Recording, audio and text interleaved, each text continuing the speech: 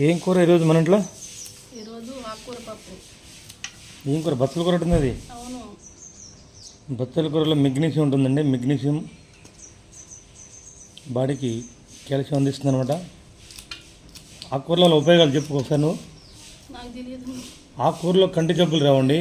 కంటికి మెయిన్గా చాలా మంచిది. కంటికి మంచిది. అట్లాగే జీర్ణక్రియలో బచ్చల కూర బాగా తోడ్పడుతుందండి.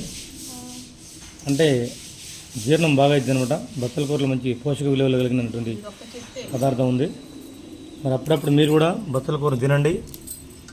వారానికి 2 సార్లు ఆకుకూరలు తినాలండి. పాలకూర కానీ, బచ్చల కూర, మెంతి కూర, చుక్క కూర, రకరకాలు ఉండండి. గోంగూర కూడా, ఇవన్నీ తినాలండి. మంచి బాడీకి ఐరన్ అవసరం మనిషికి. మనందరం కష్టించి పనిచేస్తాం కాబట్టి మన శరీరానికి ఐరన్ అవసరం కాబట్టి అందరూ కూడా ఆకుకూరలు తినండి. మన ఆరోగ్యాన్ని కాపాడుకోవాలని విజ్ఞప్తి చేస్తున్నాండి. రిక్వెస్ట్, మా ఇంట్లో వారానికి 2 సార్లు అయితే ఆకుకూరలు ఉంటాయండి. ఈరోజు అదే శనివారం కదా. బచ్చల కూర పప్పు సూపర్ ఉంటుంది. మధ్యాహ్నం వస్తా డ్యూటీ నుంచి మంచిగా నెయ్యి ఉంది ఇంట్లో. మన ఇంట్లో నెయ్యి వేసుకుని తింటే సూపర్ ఉంటుందండి.